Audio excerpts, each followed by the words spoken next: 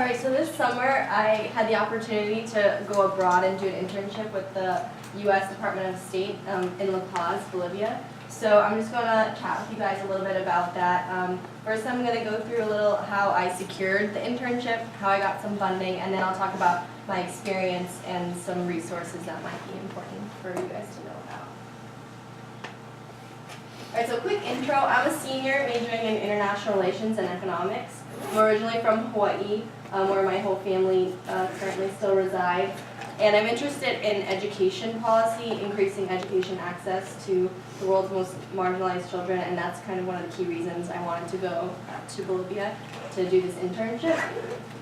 Previously, at my time at Penn, I've interned with the Center for Research on Women's Health, the Think Tanks and Civil Societies program that's run here through the International Relations Department, Center for Democracy in the Americas, which is a nonprofit in DC, the World Affairs Council of Philadelphia, which is right by City Hall, and then finally last summer at the U.S. Embassy in La Paz. Alright, so for any of you guys thinking about doing a Department of State internship, the application is due really early for the summer. It's due November 1st. So I know you guys are all sophomores and juniors, so my advice to you would just be really to start thinking about all of these things early, especially if your internships need letters of recommendation, because it's nice to let your teachers and advisors know about that about 1 month in advance.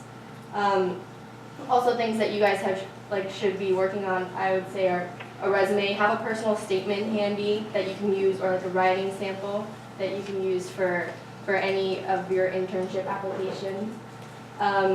Interviews. I know that CURF and the Penn Link people offer a lot of mock interviews, so really take advantage of those resources. And specific to this internship at the Department of State, I had to go through an intense security clearance process, so that's really why they make it due so early. So I applied by November 1st, and then I heard back like a month and a half later, and then went through like 3 months of security process clearance. So I actually was fortunate enough to have my entire summer fully funded, thanks in large part to the Mazzatenta Award, and also I was able to secure the Civic House Public Service Internship Funds. So all of you are here, so that means all of you are probably pretty well qualified for the Mazzatenta Award. It targets young women who are trying to make a difference, either locally, nationally, or internationally.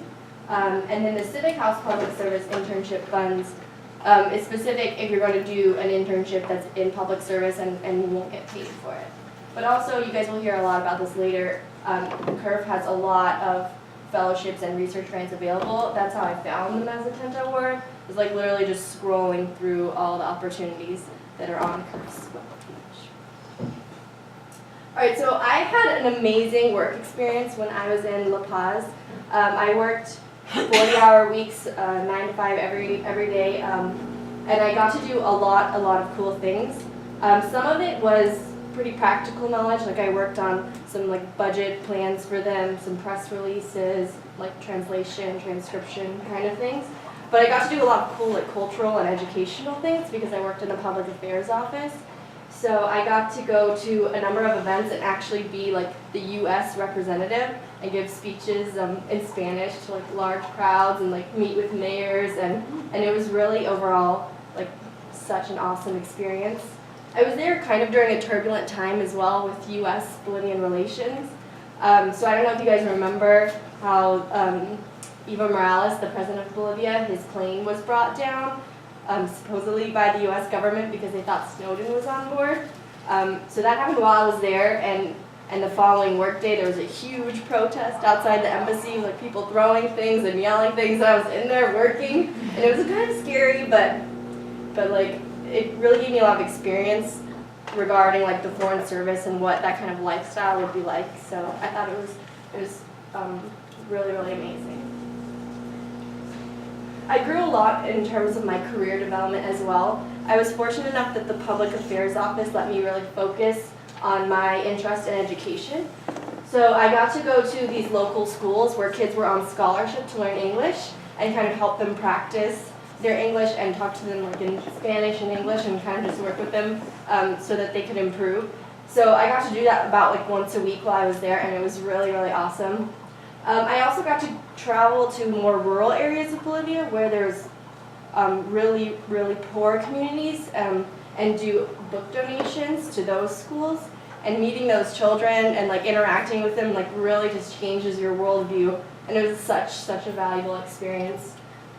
More administratively, I got to work with the Fulbright applications, and that's for tertiary education for the Bolivian students who were applying to come to the U.S. on Fulbright. So I really got like a whole range of this international education experience that I think really helped me with what I want to do in the future.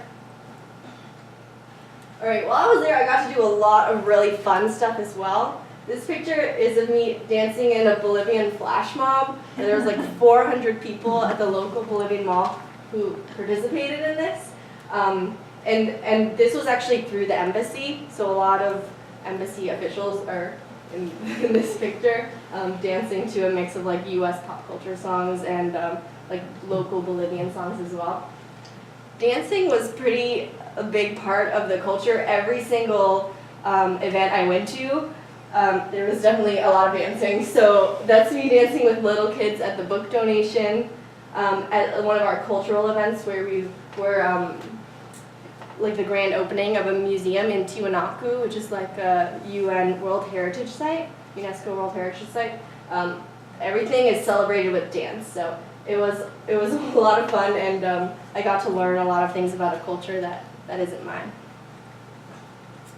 And I also got a lot of time to explore La Paz within the embassy. I got to go to about like 3 or 4 cities within Bolivia, and I got to ride on the military planes to go to these places, and one time I got to even ride in the cockpit, and that was really cool. And outside of the office as well, I lived with 3 other interns, and so we went like wading through the waterfall of dreams. We biked down the most dangerous road in the world, and it's 40 miles long, and it was called the Death Road.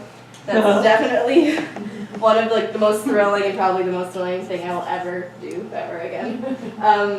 And like I got to go to Lake Tiwanaku, like hike up the Devil's Molar. So really, it was just like professionally, personally, in all aspects, a really, really good growth experience for me, and that I learned a lot from. In terms of you guys, if anyone's interested in doing something similar to what I've done or has similar interests, there's my email, so you guys can reach out to me if you want to. Valuable resources for me throughout my time at Penn have definitely been CURF, the Sweden Alumni House, also Civic House, and you'd be surprised, you talk to your major departments, because sometimes they have funding or grants that can be available for you. And if you just do like general Google searches and look for grants that aren't Penn specific, there is really a lot of information out there. So if anyone has questions specifically for me, I can take, like, if you guys have any questions. I think we might have time for just a few questions right now and then more later. I thought we were going to wait. Anybody wants to ask anything? What is your specific goal for your future? What do you want to do? Yeah, I want to work in a development bank in the future on education policy, so on policies that increase access to education for like these children like in Bolivia who don't have access to school.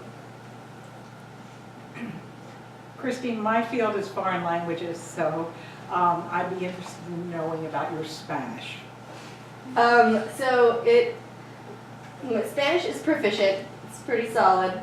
Going there, everyone in the embassy speaks English, so it was a lot of like the outside interactions that I think helped with my Spanish. And some of the foreign service officers I worked with, their Spanish was worse than mine, so it really didn't. I guess it doesn't.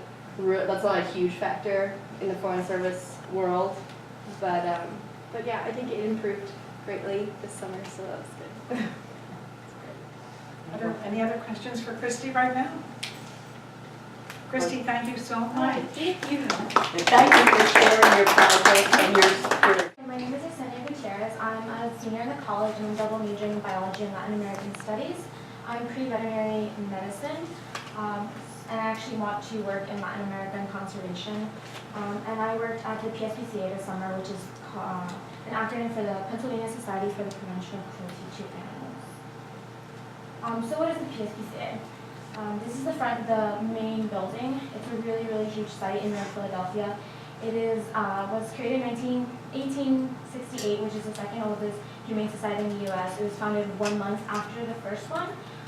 At first, it was created to enforce humane law for workhorses, and as you can see, it was intended to have humane law enforcement powers from the beginning, and that means that there are currently laws to protect animal welfare in Philadelphia, and there's actually something akin to a police force that works out of the PSPCA that can go and seize animals that are being abused or neglected. It's really cool from my experience there. Yeah, the facility is really huge. It treats everything from dogs and horses, which is the majority of the animals, but they've also seen horses, alligators, roosters, ferrets, birds, turtles, just about anything that somebody might want as a pet has been through the PSPCA. So this is the greenhouse. It's called the greenhouse. It's a huge building, tons of dogs. There's rows and rows of dogs. These are all adoptable dogs. Usually you can't be in the kennels with the dogs, but you can take them out for walks. And there's also similar housing for adoptable cats. So I was able to create a customized internship. It was 3 to 4 days a week. And I had previously volunteered at the PSPCA for spring break, and so I was in contact with the volunteer coordinator. When I originally applied to the Mazzatenta Award, I had planned to use it for another internship, but that internship fell through. And so when that internship fell through, I emailed Wallace and I was like, can I still use the award for another internship if I find an internship? And he was like, sure, of course, you earned the award. And so I was like, okay, now I just have to find the internship. So I reached out to my mentors, both peer mentors and adult mentors, and they suggested I talk to the PSPCA, and they helped me create this internship, which I'll talk about. So Wednesdays are mostly spent in the surgery department. The surgery runs every single day from 9 to 5. The most common procedure they do is spay-neuter every animal that leaves PSPCA has to be spay-neutered. And I was able to do mostly prep work, so shaving and disinfecting the surgical area, administering vaccines, and monitoring the vitals for the breathing and the temperature of the animals. The wellness clinic is a low-cost veterinary clinic. It's open 6 days a week, and it's medical examinations, X-rays, vaccines, medications. This is the department I worked in least. I worked in it about maybe 5 times over the course of the summer, but it's a lot of customer service. The vaccine clinic, I spend 1 to 2 days a week there. It's 6 hours of just vaccinating animals, which is great because prior to this internship, I'd only vaccinated anesthetized animals, which don't move, don't protest. So this is great. It was also an experience in customer service. A lot of the animals that come in with their owner. The owner wants to know, sometimes what you're doing, looking over your shoulder. Or also another part of the vaccine clinic was educating owners who didn't know why they had to do these shots. They were like, so why do I have to do distemper shots? Which distemper is actually like a series of 3 shots, and they were like, why can't I just get one? So it was a big part, education. And yeah, there's also other services, other vaccines you learn in microchipping. Microchipping was really cool. I got to do like a full intake of an animal that had just been brought, surrendered to the PSPCA, and I got to do everything for it, which was really cool. And then the place where I spent most of my time was at the shelter hospital. I spent 2 days a week there, and it's actually where I volunteered for the entire spring break last year. So the shelter hospital is responsible for the health of every animal in the shelter. It has its own space, which is restricted access. It works closely with humane law enforcement, so the people who go in and seize animals, who do raids. Every animal that the humane law enforcement seizes has to go into the shelter hospital for intake, so medical exams, vaccines, all of this. So I also got to do a lot of intakes for German shepherds, cats, just a lot, just hours of just intake, which is really cool. The picture here is actually a cat that was set on fire and brought into the PSPCA, and that's its new owner, who's a firefighter, and that's a photo of them together. And behind them you can see the kennels that are part of the shelter hospital. And yeah, this was a the majority of the work. It was really great. You see some of the worst cases, but it's great to see some of the animals that, when I first started my internship there, they were like on their way out of the shelter by the time I was leaving, which was really great to see. And then fostering was another huge part of my experience at the PSPCA. Fostering is when you take care of animals for the short term, either because they're too young, too sick, or they're under protective custody, so their case is still in the court, so they're not allowed to be adopted out. But the shelter doesn't want them in the actual space because it takes up space and money for other animals that are in worse condition. So a lot of the workers, just about every worker there fosters animals. Over the course of the summer, I fostered 9 kittens, 1 cat, and 1 puppy. Not all at the same time, but there were significant periods of overlap, and it was one of the biggest learning experiences. I had a lot of sick animals with upper respiratory infections. I had bottle feeders that I had to feed every 2 hours at night. It was definitely a learning experience. And these 2 kittens actually were the first 2 kittens I fostered, and my roommate was thinking about adopting a cat, and she saw them and fell in love with them, and now they live with us. So, and this is just a picture of them when they were younger. So yeah, these are just some of the on top kind of more the hard skills. I learned animal restraint, how to properly hold a cat so it doesn't scratch you when you vaccinate it, how to draw blood, how to give oral medications, how to pill animals, how to give vaccines quickly, how to do basic grooming and surgical prep. And these were all skills that I was learning as the summer after my junior year. That there were veterinary students doing what they call externships there, who were 2nd, 3rd year veterinary students, and they were learning these skills. So it was really cool to see, like, oh, I can draw blood better than this 3rd year veterinary student. Like, that was really amazing to me. And then on the bottom are kind of more soft skills that I learned in the internship. Definitely communication. Like, everybody there, you have to tell them, I'm going to do this and you're going to do that. Working, coordination, initiative. Like, I had to take huge initiative for this internship. I reached out to them. The PSPCA doesn't have an undergraduate, like a formal undergraduate internship program, and I reached out to them and said, I'm willing to do the work. I have this award. I'll work with you. I'll work for you hours on end for free, basically. And customer service. I had to work with a lot of customers for hours on end. And so some of the lessons I learned during the internship is get to know as many of the people there as possible. They're all really experienced. They all want to help you. Ask as many questions as you have, especially because I was doing a science-related internship. There were about 20 medications that I was giving to animals that I had to kind of know what they were for. So I also kept a notebook. I made a chart of all the medications and what they did. My supervisors were super impressed. They would see me with a notebook and be like, we've never seen this before, so they were really impressed with it. Don't be afraid to reach out to people for help, especially when things seem to be falling through. If you're still looking for an internship, don't be afraid to reach out to upperclassmen, to any mentors that you might have, any professors, faculty members, because that's how I got my internship. And take initiative. Say, this is what I would love to be able to do during this internship. I'm willing to do this and this, but I would also cherish the opportunity to do this. So I had to do bathing and cleaning and walking, but I also got to do drawing blood and doing vaccines, which is something that most undergraduates can't do. Okay, hi everyone, my name is Monica Permalek and I'm a senior in the College of Arts and Sciences. I'm majoring in Health and Societies with a concentration in Public Health and a minor in Chemistry. This past summer I had the opportunity to complete an internship at the National Research Center for Women and Families in Washington, D.C. The NRC for Women and Families is a nonprofit, nonpartisan organization that is dedicated to improving the lives of adults and children. The NRC promotes the health and safety of adults and children by using research-based information to encourage new, more efficient programs, policies, and medical treatments.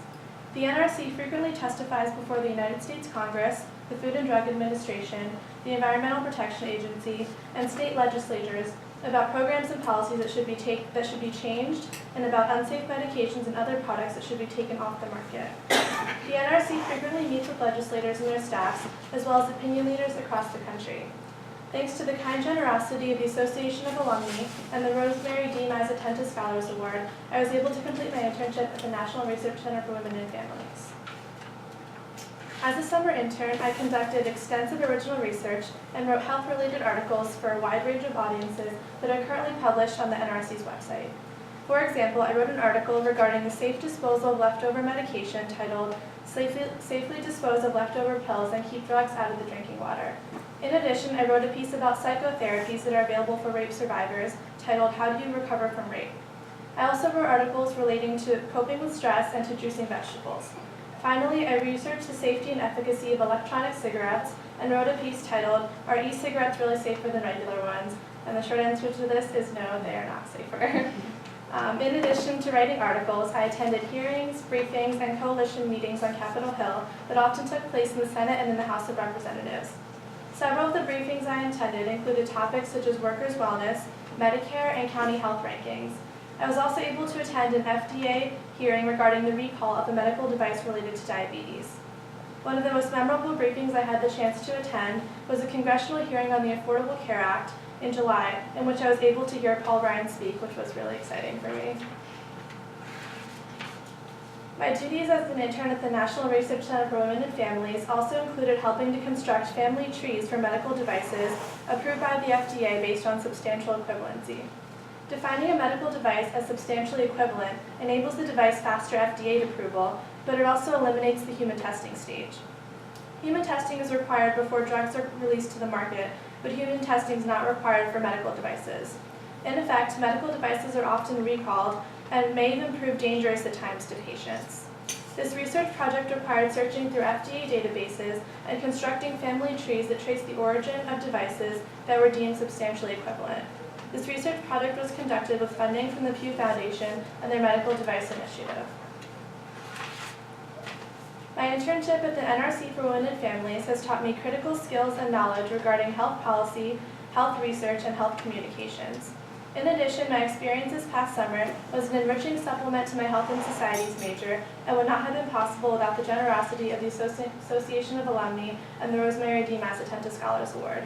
I was able to apply public health knowledge and critical thinking skills that I learned in the classroom to real issues affecting Americans and real public health policies that are being formed in our nation's capital. I'm interested in pursuing a career involving medicine, public health, and health policy with a research focus. My internship at the National Research Center for Women and Families has helped guide me in my academic ambitions to attend medical school in the future in order to become a well-trained and multidimensional researcher. I would like to thank the Association of Alumnae and the Rosemary D. Mazzatenta Scholars Award for providing me with this opportunity. Thank you so much for your time, and if you have any questions, I will now take them. And if you want my email address, I can give you that as well. Any questions at all? Thank you so much, Monica. Thank you. Something with the Association of Alumni, the director and associate director of the department that is affectionately known as CURF, Center for Undergraduate Research and Fellowships. Wallace Genser and Harriet Joseph will share with you some very valuable information and answer any questions that you may have about the terrific services that are offered to Penn students by CURF. Take the opportunity to get to know them and be sure to visit them at CURF after you have met them this evening here. Wallace, Harriet, you go first. I'll go first. Okay, I'll be quick. Take your time. Terrible with computers, but we want to see if I can pull up our website real quick. Are we connected? Yeah, you are. Thank you.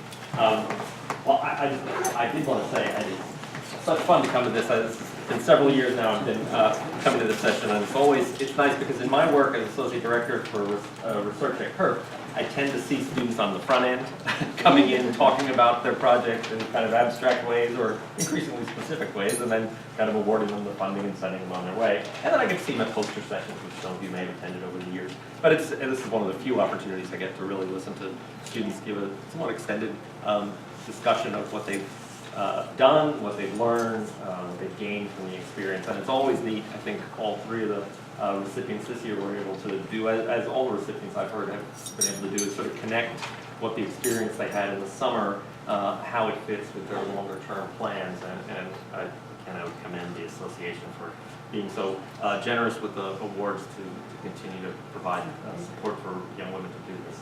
It's a great and in some ways a very unusual program at Penn to have unpaid internships paid for by the institution itself. So just want to give you a quick sense of what we have to offer in PERT. I know probably some of you have come across us at one point or another, but we do have a number of grants and awards that are available. And my role really is to help you think about what sort of projects you want to do, but also then connect you, if you already have a project or a plan, connect you to resources that are out there. I would strongly encourage you to really think about applying to signing up for our listserv, which comes out, I promise, only once every 2 weeks. It's not we're not bombarding you every day with new emails, but it comes out in listserv in digest form, so you just get a list of 10 or 12 opportunities that are coming up in a week. You can follow through it, and so you can sign up on any page on our website. And there's also, you see on the right side, a calendar of events coming up and deadlines. So it's if you don't want to sign up for the listserv, you can certainly follow the calendar, but I think the listserv gives you kind of late-breaking opportunities as well as reminders about these. So, as I said, we have a whole range of opportunities for research. For those of you who are sophomores, we have the PERM program is coming up this summer, which provides support for you to work as a research assistant with a faculty member at Penn. So it pays you $3,000 to work for the summer under faculty members' guidance, and it often can lead as a springboard to later opportunities down the road. But there are also just a number of opportunities for you once you have projects defined. But if you are thinking about doing an internship, this is a wonderful opportunity for you to do that. And I was just, my little piece of paper, I just brought a little review for myself of all the projects that people have done and the places they've gone. And the Mazzatenta Award alone has funded people besides Bolivia and DC and a lot of projects in Philadelphia. It's also funded students to go to Turkey, to New Orleans, to, where else have they gone? India. France, India, that's right, India was last year, Alaska, Peru, Chile, Botswana. I mean, it's just the last couple of years, and France. So it's really been, I mean, it can really take you to places that it's difficult to get to on a student income. So, and I think, I think Dr. Joseph could probably also talk to how we can help you sort of along the way, even beyond your undergraduate years. So, and I'm happy to take any questions after. The other piece that very few research grants will fund an internship. So it's important to know that the Mazzatenta will fund an internship. You don't need to be doing research. It will fund it for women, sophomores and juniors who are doing this kinds of stuff. So if you find an internship that's obviously an unpaid internship, it's worth applying for something like this. There are most of the grants that we offer through PERF, you have to be doing some kind of research and you have to have a faculty mentor who is supporting you in that research. And then there are College Alumni Society grants and all sorts of other kinds of grants. This is the best job I've ever had at Penn, so you know I have had, and a lot of the women in the room know me well because I used to actually work behind those doors 12 years ago, and I was the director of the Alumni Council on Admissions, which I was referred to as being on the dark side of Penn. You know, where I was working, helping alumni children and grandchildren get into Penn, and working with the development office and all of that kind of stuff. So I got a lot of skill in that, but was really glad to be able to finally come back and work with undergraduates again. I run the University Scholars Program also through PERF, and I have never let that go because it gives me a chance to continue to do academic advising with students who are doing all kinds of research. But as director of PERF, I oversee everything that PERF is doing, but my major thrust for the last couple of years has been with the fellowship side of stuff. So the undergraduate research piece is a nice pipeline. All of you who do any kind of research is a nice pipeline to the fellowships that are available for sophomores and juniors and are available for postgraduate fellowships, most of them in the UK, but some other places too, the Fulbright that will take you almost anywhere in the world, and so we supervise all of those kinds of things. I smile when I look at Christy because as a sophomore she was in a targeted outreach group because she came from Hawaii, and we were looking for kids who came from not necessarily the same places that we get fellowships students applying for. And so Christy was kind of targeted, got an email from the president saying, "You're wonderful, you're terrific, why don't you talk to a mentor?" She talked to her mentor, he sent her to CURF. She applied for, in her junior year, the Truman Scholarship, which is a highly prestigious scholarship. She forgets to talk about all of the kinds of things that she's won along the way, just all these things. So she was a Truman Scholar last year from Hawaii, and therefore has I don't know when you're going to do your Truman. Are you going to do it this summer before you go, or what? Yeah, I'll be doing an internship this summer with the Truman. With the Truman. So Truman provides internships in government and public policy and stuff like that, and it's an incredibly influential network of people and young scholars. And then this year she applied for the Rhodes, the Marshall, the Gates. She was a Rhodes finalist, she was a Gates finalist, but she just gave that up because she just found out on Sunday morning that she won the Turan Scholarship, which will send her somewhere in the UK for a year or two to get a master's in public policy or public administration somewhere in the UK for a year or two, and give her that extra leg up in whatever she wants to do in the future. So we are always working with kids. We are always interested in talking to students. We have, as Dr. Genzer showed you on the, so I never know how to do this. Get me back. Which button? Yeah. I can't use laptops.